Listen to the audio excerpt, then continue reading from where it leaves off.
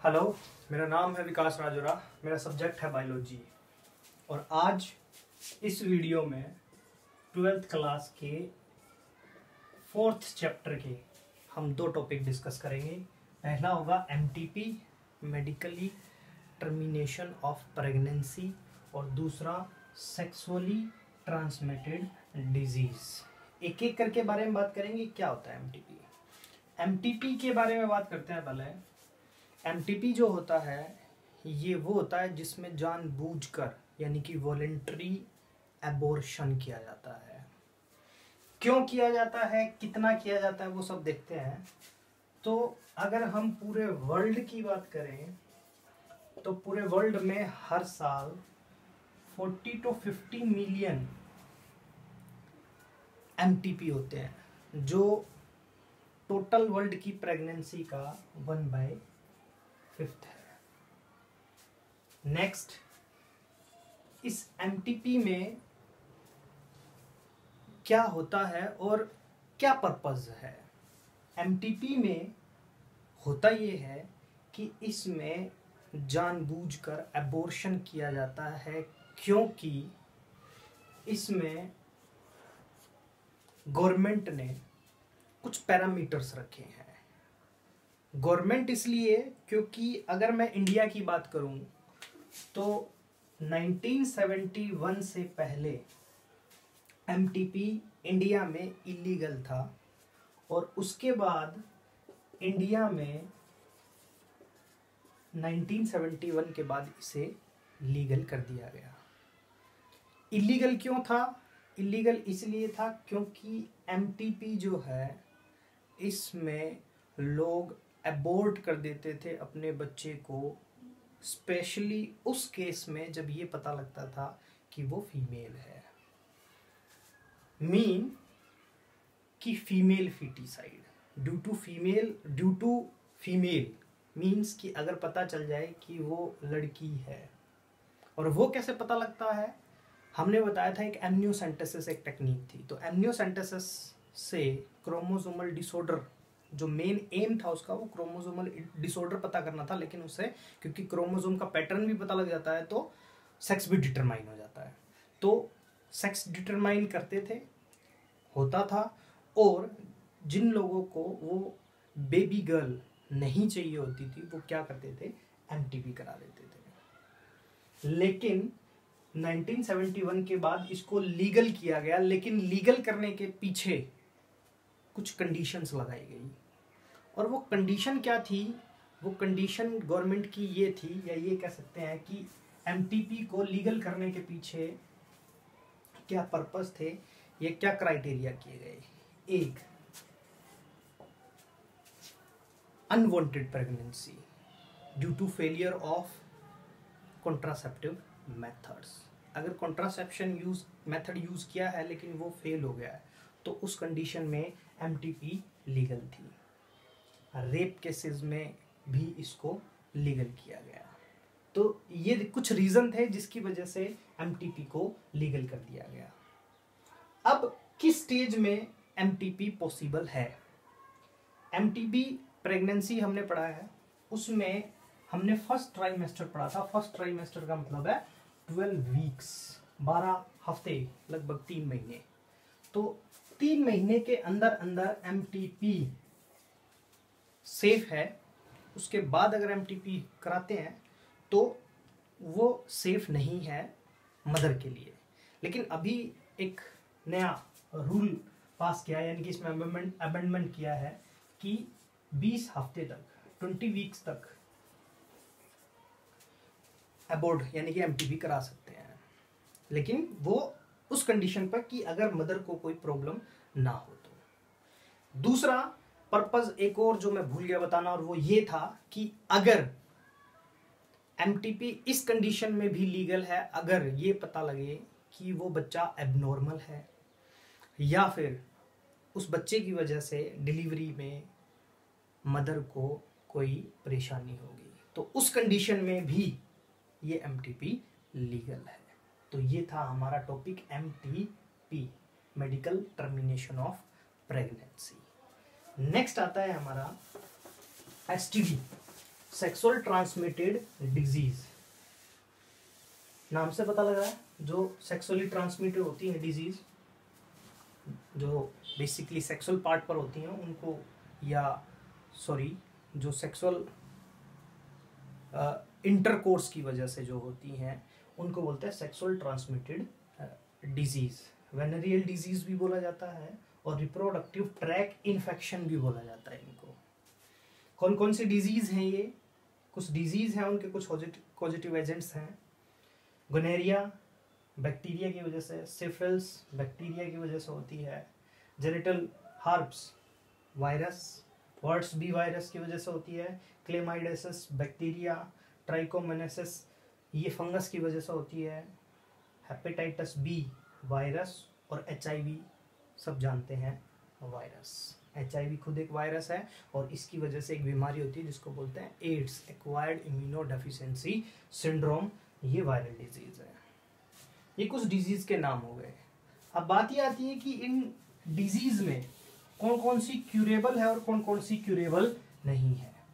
तो अगर मैं बात करूं जेनेटिक हर्ब्स की, हेपेटाइटिस बी और HIV, अगर मैं इन 3 डिजीज को छोड़ दूं और बाकी का अगर टाइम से पता चल जाए तो वो क्यूरेबल है। ये डिजीज क्यूरेबल नहीं है क्योंकि ये वायरस से होती है बेसिकली, और वायरल जो डिजीज होती है वो क्योंकि वायरस में एबिलिटी होती है कि वो अपने आप को चेंज कर लेता है, यानी कि उसका जो जेनेटिक मटेरियल है वो वेरिएशंस आते हैं और उसकी वजह से सब गड़बड़ हो जाता है। और यही कारण है कि आज तक एड्स की हमें मेडिसिन नहीं मिली है, वैक्सीन जो है उसकी प्रिपेयर नहीं हो पाई है।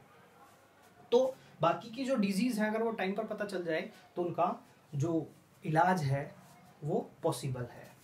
अब देखते हैं कि क्या क्या सिम्टम्स क्या क्या आते हैं। अगर ये डिजीज होती हैं तो इनमें कुछ सिम्टम्स आते हैं, जैसे फॉर एग्जांपल ईचिंग हो गया, ईचिंग होना, फ्लूइड सिक्रीट होना, और यूरिन पास आउट करते वक्त पेन होना।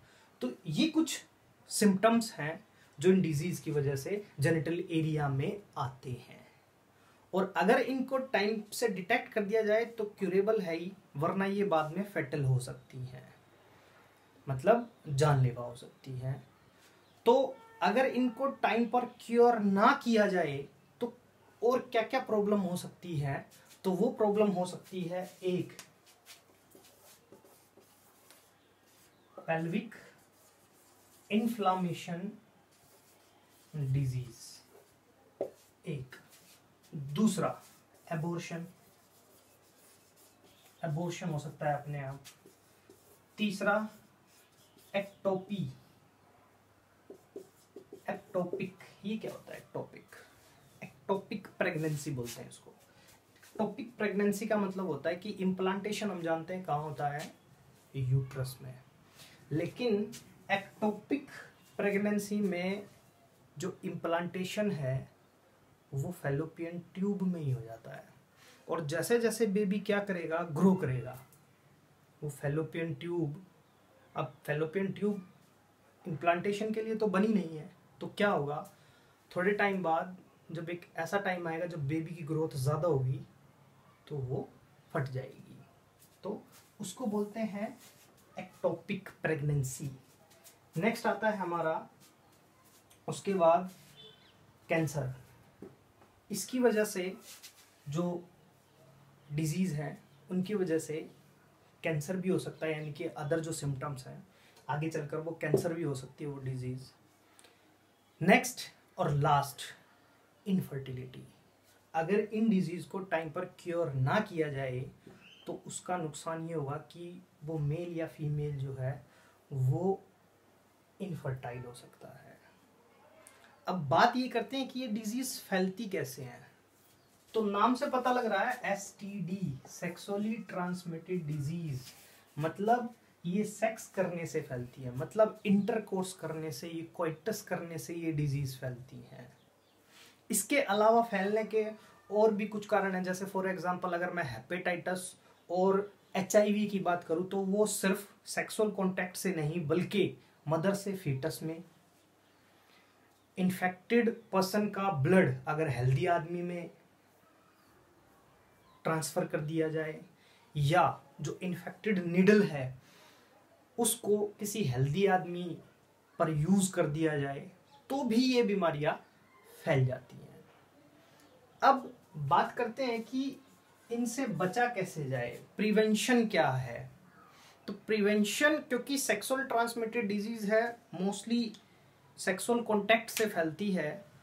और किस एज में सबसे ज्यादा फैलती है? 15 से 25, यानी कि 15 से 25 की एज में इसके फैलने के चांसेस सबसे ज्यादा पाए गए हैं।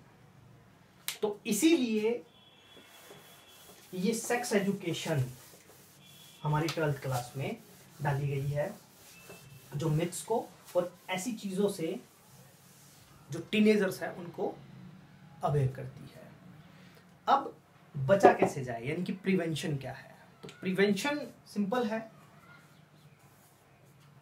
एक कोइटस जो है वो अननोन पर्सन के साथ ना हो, यानी कि avoid the sex with unknown person. दूसरा, पहला हो गया अवॉइड करें सेक्स विद अननोन पर्सन। दूसरा, use condom with unknown person. Condom की हमने बात की थी, this is the only contraceptive method which also prevent from the sexual transmitted disease. उनसे भी बचाता है ये इकलौता है कॉन्ट्रासेप्टिव मेथड। लाइक HIV सबसे खतरनाक बीमारी, जिसकी वजह से एड्स हो जाती है, सिंड्रोम होता है। ये डिजीज नहीं है, ये सिंड्रोम है, group of disease is called syndrome.